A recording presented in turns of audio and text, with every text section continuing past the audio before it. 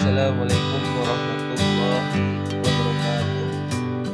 Perkenalkan, nama saya Wahyu Hadi Tono, guru IPA kelas 7 Unbas SMP IT Assalam Masaran Sragen. Pada kesempatan kali ini kita akan belajar bersama-sama tentang materi objek IPA dan pengamatannya. Berikut adalah istilah-istilah penting yang harus dipelajari pada kesempatan kali ini, yaitu tentang pengamatan, pengukuran, kemudian besaran, satuan, dan satuan internasional.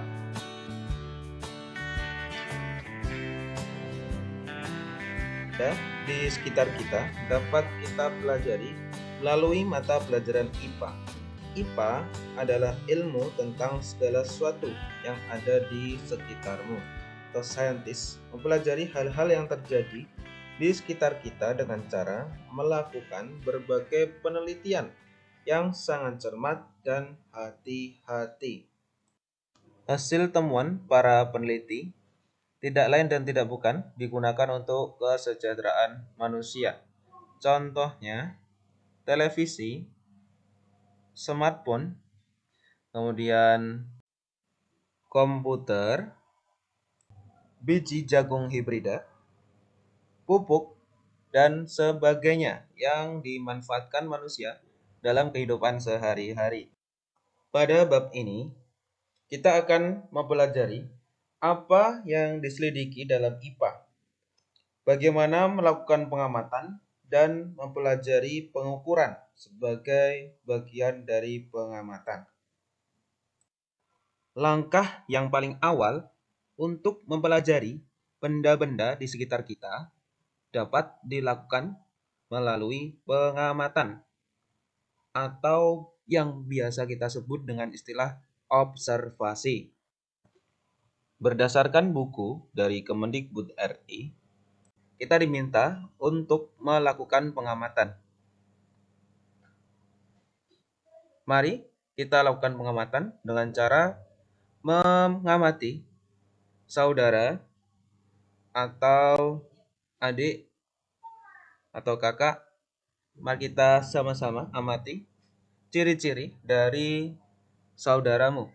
Kita bisa melihat bagaimana ciri-ciri hidung, mulutnya, kemudian kulitnya, rambutnya, tangannya, kakinya, dan sebagainya. Berdasarkan hasil pengamatan yang telah kita lakukan, tentu akan muncul berbagai pertanyaan lainnya. Misalnya, berapakah tinggi tubuhnya? Kemudian, berapakah berat atau massa tubuhnya? Dengan demikian, kita perlu melakukan penyelidikan yang lebih lanjut, sehingga akan memperoleh pemahaman yang lebih lengkap tentang saudaramu. Berdasarkan pemaparan sebelumnya, supaya kita dapat memperoleh informasi yang lebih banyak, kita memerlukan proses penyelidikan. Penyelidikan dalam IPA atau yang biasa kita sebut penyelidikan ilmiah IPA melibatkan beberapa proses yang harus kita kuasai, antara lain sebagai berikut. Proses yang pertama dalam melakukan penyelidikan adalah pengamatan.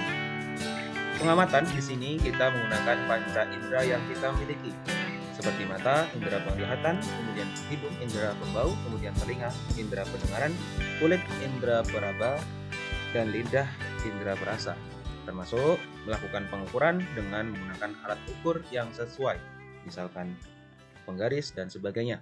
Pengamatan dilakukan untuk mengumpulkan data dan informasi. Kemudian langkah yang kedua atau proses yang kedua adalah membuat inferensi, yaitu merumuskan penjelasan berdasarkan pengamatan yang telah kita lakukan. Penjelasan ini digunakan untuk menemukan pola-pola atau hubungan antar aspek yang diamati dan membuat perkiraan.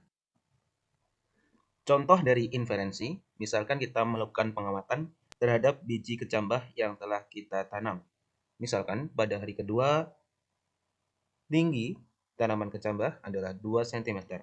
Kemudian hari ketiga adalah 3 cm dan hari keempat adalah 4 cm.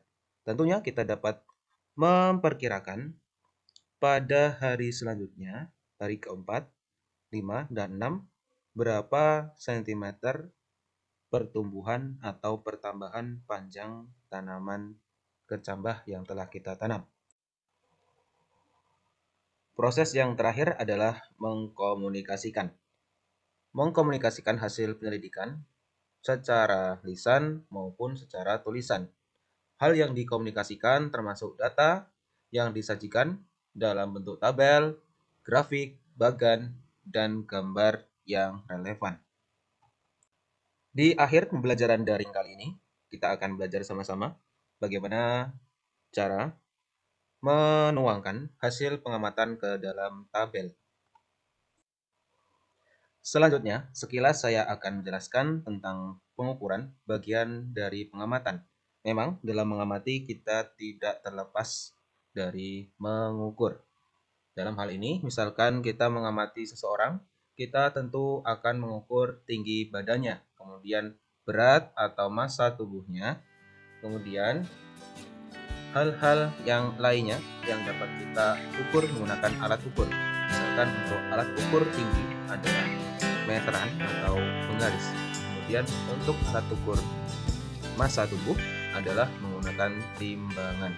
Kemudian santri-santriku yang saya cintai, dalam pembelajaran daring kali ini akan saya berikan tugas. Berikut adalah tugasnya. Kemudian dalam tugas ini dituangkan dalam bentuk tabel dan dicatat dalam selembar kertas. Kemudian dikumpulkan seketika masuk sekolah. Oke, sekian dan terima kasih. Sampai ketemu lagi di pembelajaran selanjutnya. Wassalamualaikum warahmatullahi wabarakatuh.